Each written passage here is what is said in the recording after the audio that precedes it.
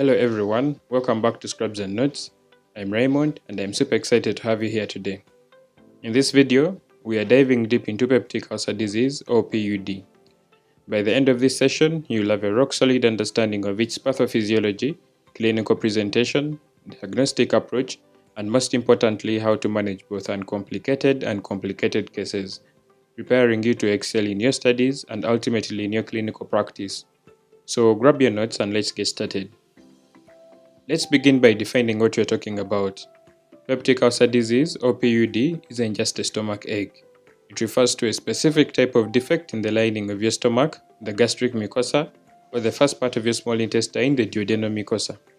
This defect isn't superficial. It must extend through a layer called the muscularis mucosa and into the submucosa. We are typically talking about defects at least 5 mm in diameter. If it's just superficial, staying above the muscularis mucosa, we call that an erosion, which is a different beast altogether. Now, the landscape of PUD has really changed over the years. We've seen a decline in ulcers caused by Helicobacter pylori, often just called H-pylori, thanks to effective eradication therapies. But don't let that fool you. Ulcers caused by non-steroidal anti-inflammatory drugs or NSAIDs remain a significant problem, especially as our population ages. So, how do these ulcers form? At its core, PUD is all about an imbalance. Think of it as a constant tug of war between the factors that protect your gastrointestinal lining, the defensive factors, and those that can damage it, the aggressive factors. Let's quickly look at the defense mechanisms because they are fascinating. Your stomach and duodenum have multiple layers of protection. First, there is the pre-epithelial defense. This includes the mucus layer, a thick sticky gel secreted by cells in your stomach. It acts as a physical barrier. Trapped within this mucus is bicarbonate. Even though your stomach lumen is incredibly acidic, pH 1 to 2, this bicarbonate creates a protective pH gradient, keeping the cell surface at a near neutral pH.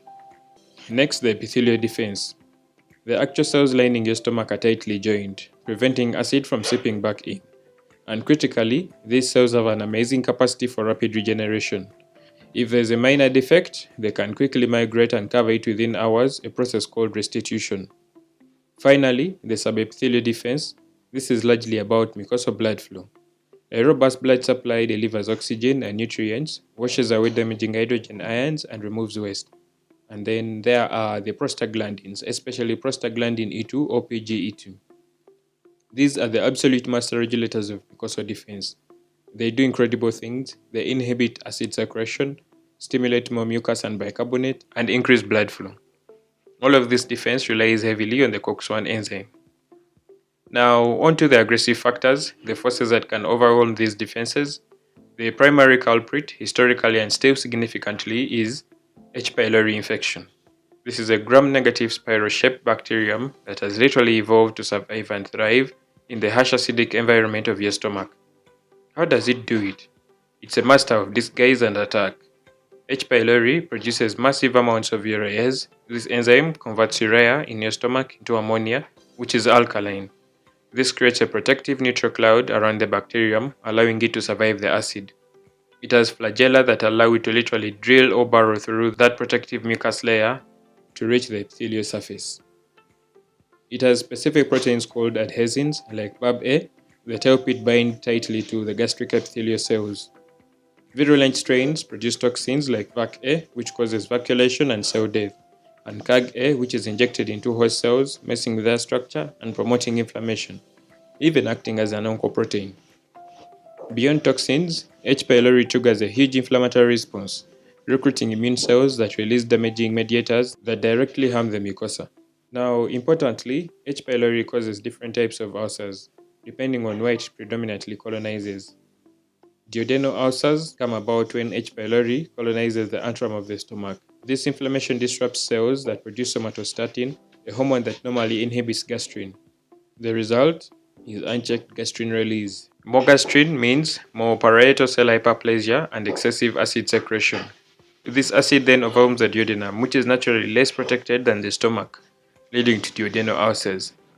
For gastric ulcers, they come about if H. pylori colonizes the corpus or body of the stomach. It causes a widespread inflammation called pangastritis, which leads to mucosal atrophy and ironically decreased acid secretion or hypochlorhydria.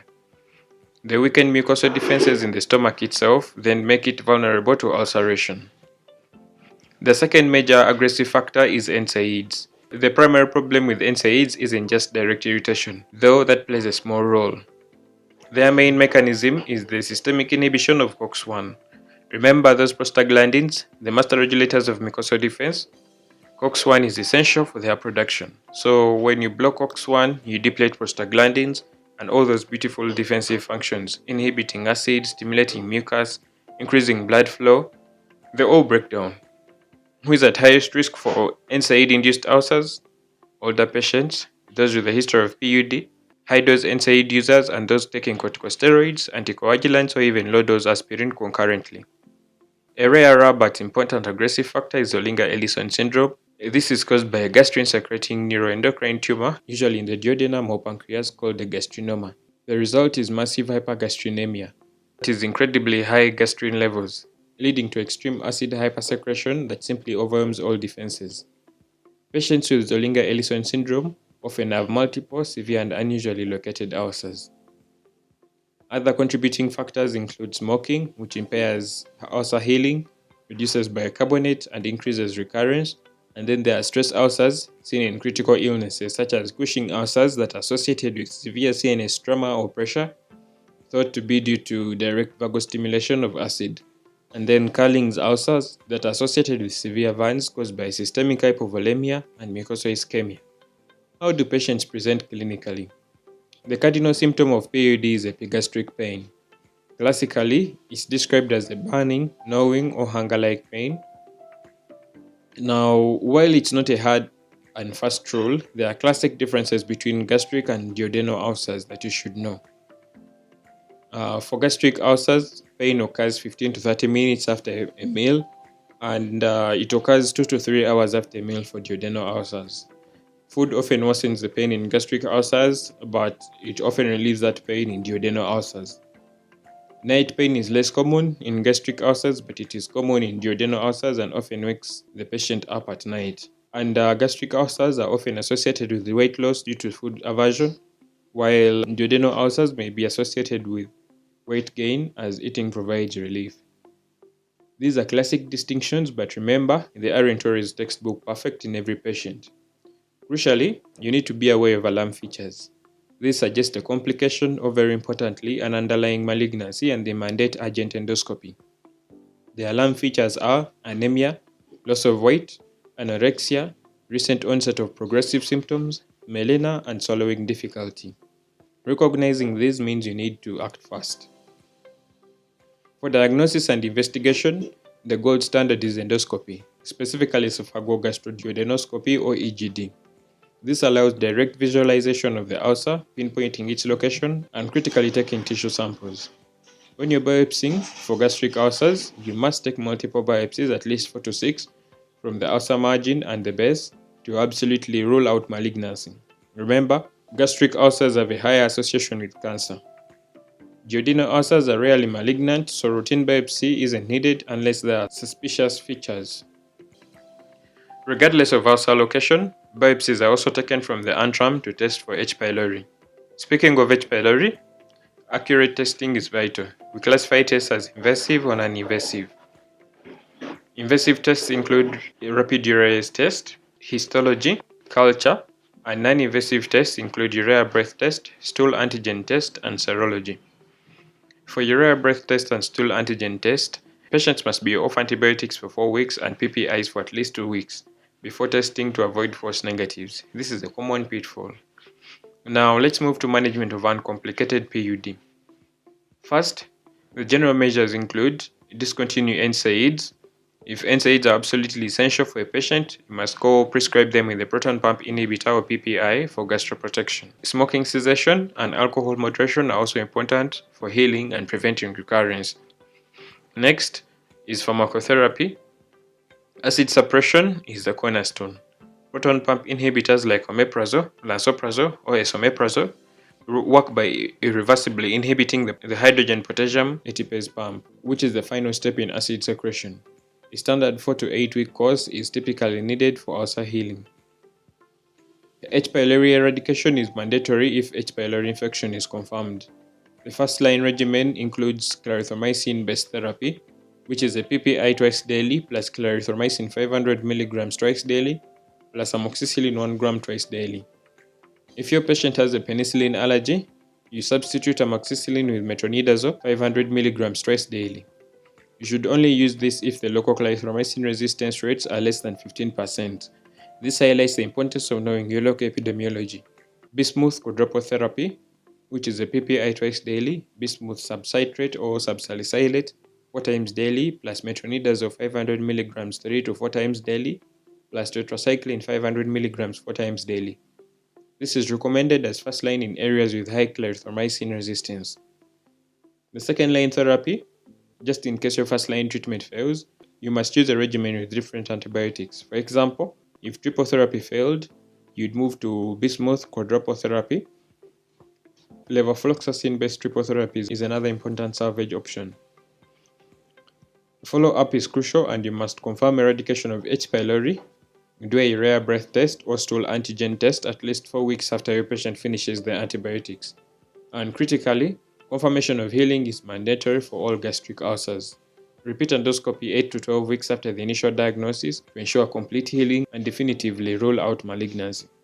This is not routinely required for uncomplicated duodenal ulcers. Finally, let's tackle the management of complicated PUD. These are true medical emergencies that you as a future doctor must recognize and manage quickly. Upper GI hemorrhage, this is a frequent complication. The initial management, think of ABCs, airway, breathing, circulation. Establish 2 large bore IV lines. Initiate aggressive fluid resuscitation and prepare for blood transfusion.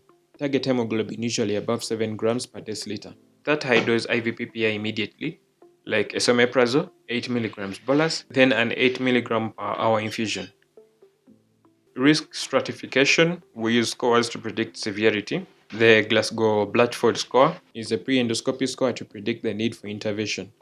The Forest classification is an endoscopic classification of hemorrhage stigmata that predicts rebleeding risk. And then the Rocal score is used both pre and post endoscopy to predict mortality. Perforation is another surgical emergency. It presents as a sudden onset acute abdomen with boat-like rigidity on exam. The classic finding is pneumoperitoneum, that is free air under the diaphragm, visible on an erect chest x-ray. An abdominal CT scan is even more sensitive. Management is aggressive fluid resuscitation, keep the patient nil per os, and insert an NG tube for decompression. Start broad-spectrum IV antibiotics immediately, then it's emergency laparotomy for surgical closure of the perforation, typically using an omental patch known as a Graham patch followed by thorough peritoneal lavage. Gastric outlet obstruction is also another complication, usually caused by swelling or scarring from a chronic pyloric channel or duodenal ulcer. Patients present with projectile and bilious vomiting of partially digested old food. They often feel full very quickly and you might elicit a succussion splash. The initial management is conservative with NG tube decompression for about 72 hours, IV fluids, electrolyte correction, and IV PPIs. If conservative management fails, endoscopic balloon dilatation can be attempted to open up the narrowed area.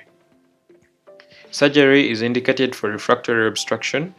Surgical options include a drainage procedure like gastrojejunostomy to bypass the obstruction or a definitive resection like an antrectomy with vagotomy. Penetration or fistula formation also occurs when ulcers erode through the gastric or duodenal wall into an adjacent organ like the pancreas or liver. The key presentation is a change in pain character. It becomes constant, often radiating to the back if the pancreas is involved. Management is typically surgical. And that wraps up our deep dive into peptic ulcer disease.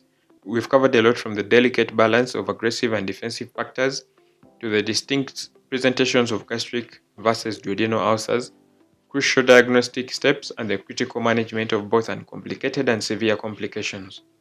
Understanding PUD thoroughly is absolutely essential for your exams and, more importantly, for providing excellent patient care. If you find this video helpful, please give it a thumbs up, subscribe to Scrubs and Notes for more high-yield medical content, and share it with your classmates. If you have any questions or topics you'd like us to cover next, leave a comment below. Thanks for watching, and I'll see you in the next video.